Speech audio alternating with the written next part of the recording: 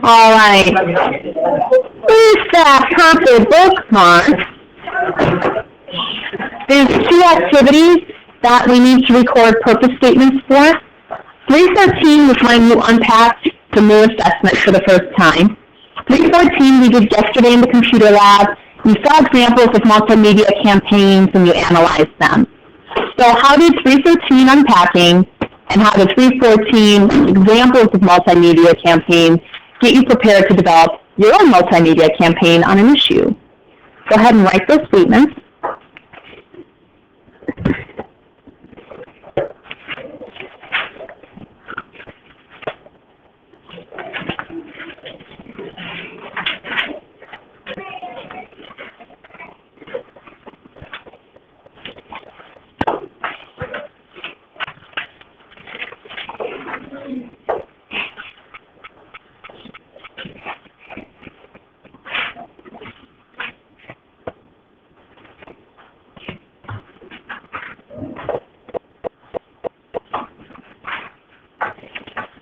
And once you have your purpose statement done, you can flip your bookmark to the back side.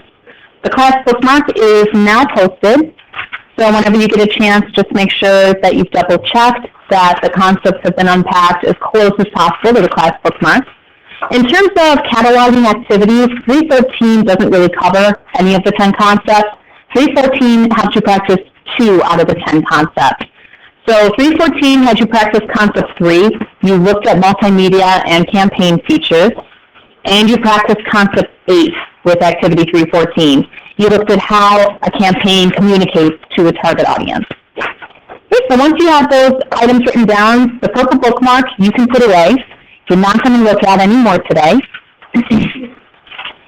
And if you're not already there, open up your Springboard to page 209.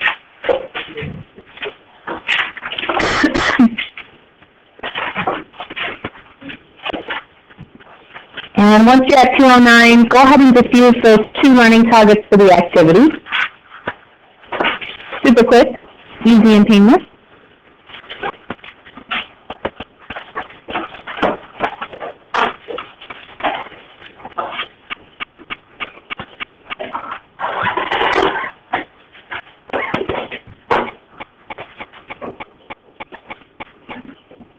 So this activity is having you practice 2 major ideas here. First, you're analyzing purpose, audience, tone of speech. Second, you're analyzing for the elements of argumentation. You know, right below that, step 1 tells us that we've got to preview the soapstone strategy. You folks did see this in 7th grade. You have seen it earlier on in the school year, so this is going to be a really quick refresher. If you could, turn to page 211 in your text. And all the way at the top, you're going to see the strategy highlighted up there. We're just going to go through each element of the strategy and just highlight the main ideas of each one. That way we've got it as backup. So first off, let's go ahead and highlight, hey, the strategy is called soapstone. And what exactly does the strategy do? It analyzes the relationship between the writer, their purpose, and their target audience. So again, soapstone analyzes the relationship of the writer, his or her purpose, and their target audience. Now, all 6 elements are broken down with a really quick synopsis of what each one does, so we're just going to go ahead and highlight that key info. The first element of soapstone is speaker, and speaker is the voice that tells the story or tells the text. Sometimes the speaker is the actual author. In other cases, it's not. It just depends on how the piece is written. Okay, second element is occasion. Occasion is time and place of the text. Third element, audience. That's going to be the person or the people to whom the piece is directed. Fourth element, purpose. It's the reason behind the writing. Why was it developed? What exactly the writer wants the audience to think. The fifth element of soapstone is subject. And the subject is the focus or the main idea of the text. Sometimes we think of it as topic. And lastly, tone. Tone is going to be the speaker's attitude. So it's not necessarily the author. It is whoever the speaker would be of that text. Okay, now if you turn back to page 209, so we flip back again. Right below step 2, we have the about the author. Now you folks have a little background information of Elie Wiesel, but this about the author really talks more in regards to this piece specifically. So could someone read the about the author for us? You want to go for it, Taylor? The novel community called Ellen Wiesel from the New York Times, stating that through his struggle with some terms his own personal experience, total humiliation, and then the utter contempt for humanity shown in Hitler's death camp, as well as his practical work in the cause of peace. Wiesel had delivered a powerful message of peace, atonement, and human dignity to humanity. Okay, and right below the about the author, you folks have the actual speech. So Wiesel earned the Nobel Peace Prize in 1986. Does anyone have an idea or background about what this prize is all about? No general idea?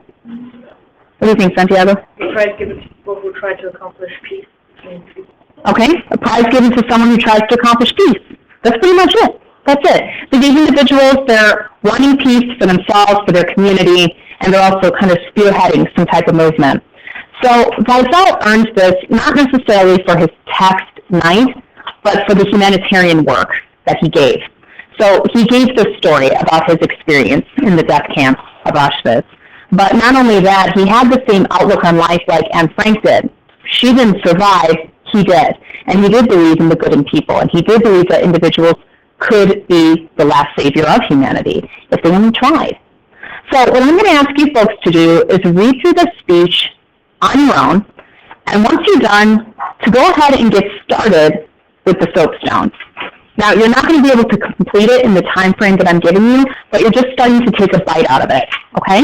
So I'm going to give you 6 minutes to kind of get your initial read-through of the speech and maybe get started with that soapstone. If you got questions, let me know.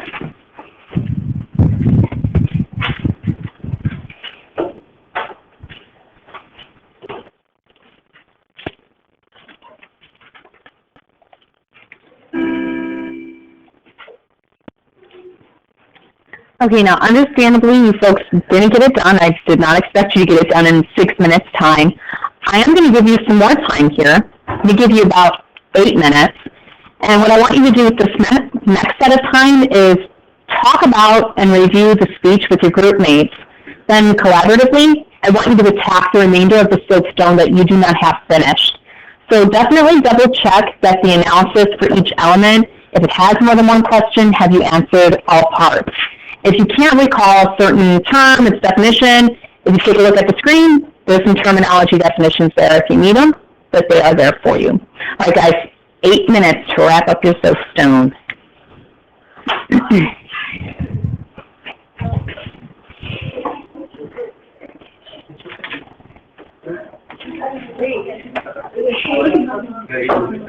Okay, so you've had the opportunity to collaborate with some folks within your soapstone, but I want to go ahead and just go over each element. Now, the key that I'm giving you isn't a finite piece, but it's something to kind of use as a gauge to see if you were on the right track or not. So if you see there was an element that you were kind of way off left field in, go ahead and make the correction. But if you think you can make a pretty close connection to what you see on the screen, just leave what you have. There's nothing wrong with that. In terms of the speaker, I think every single one of you probably has this right. It was our author, Elie Wiesel. Okay, that's not always the case, but in this piece it certainly was. In terms of the occasion, there's one of two ways that you can go about this. One way is right, and the other doesn't really work out. In terms of the occasion, the reason why Wiesel wrote this piece was because he received the Nobel Peace Prize. It wasn't because he was in the Holocaust. It's not what prompted him to write the speech. That prompted him to start doing something, but it wasn't the prompt of the speech. For his intended audience, it wasn't just the people that were sitting in at this acceptance banquet. His intended audience was any and all individuals who can help a victim of oppression, regardless of race, status, religion. Everybody could do something. Okay, now Purpose had 3 separate questions to it, so hopefully you got all. If you didn't, see what comes up on the screen and add to what you currently have. Now, Wiesel's claim is that people need to take action against injustice. That is what he's arguing for. The reason that he created the text, obviously he was a survivor of the Holocaust, which prompted him to become a humanitarian, therefore becoming a recipient of the award.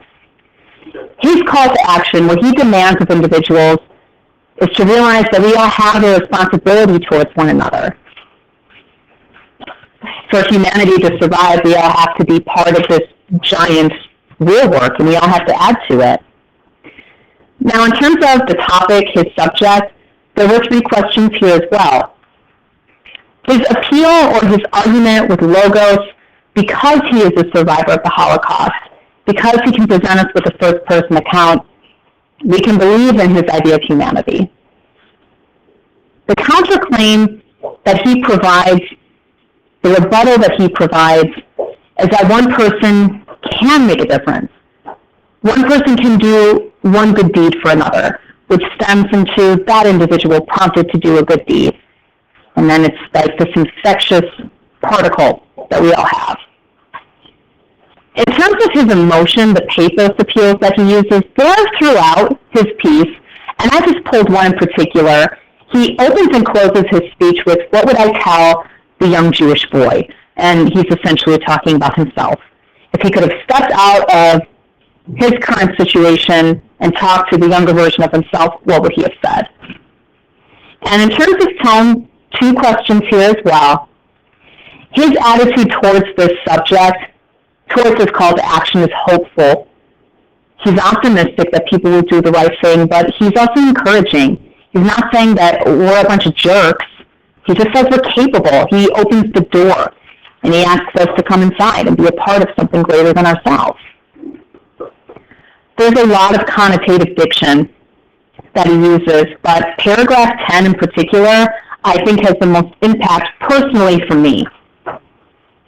He makes the statement that as long as one child is hungry, we have done humanity wrong. As long as one person is suffering, we all suffer. And he keeps hitting home that point that we must do something for humanity to survive. Again, you don't have to have every single one of these items written down, but just the bare bones is all you need. Now, the next part of today, we're going to focus on this topic of the Holocaust. And what you're going to be doing next is seeing a TED Talk. And it was given by a high school student a number of years ago. She was probably part of a high school, TED Talk competition. And her speech was titled Downplaying the Holocaust. Now, the idea behind it is the belief that we need to support knowledge of all topics. Now, specifically, she was focusing on the Holocaust. Now, there are a lot of schools in the United States that kind of put a stopper on certain stems of knowledge for their students, for their kids. And one of those hot-button issues is the Holocaust. There are states, there are school districts that absolutely refuse to discuss this topic. Now, why might they choose that? Why might a district say, no, we don't need to touch this, the kids don't need this? What could be their reasoning? Yeah, Max? It's probably because they don't want to describe it as vivid for the students. Okay, perhaps they don't want it to be a vivid study for their students. What else could be a reason? It's just like, in their opinion, I feel like an unnecessary emotional topic that brings them down. Okay, good. In this district's opinion, that being the operative word, maybe it's too emotional of a topic. Let's not bring it up to our kids. Let's not bring, a downer to our school. But on the opposite side of the coin, what damage could this do? If you withhold information like the Holocaust, what damage could happen?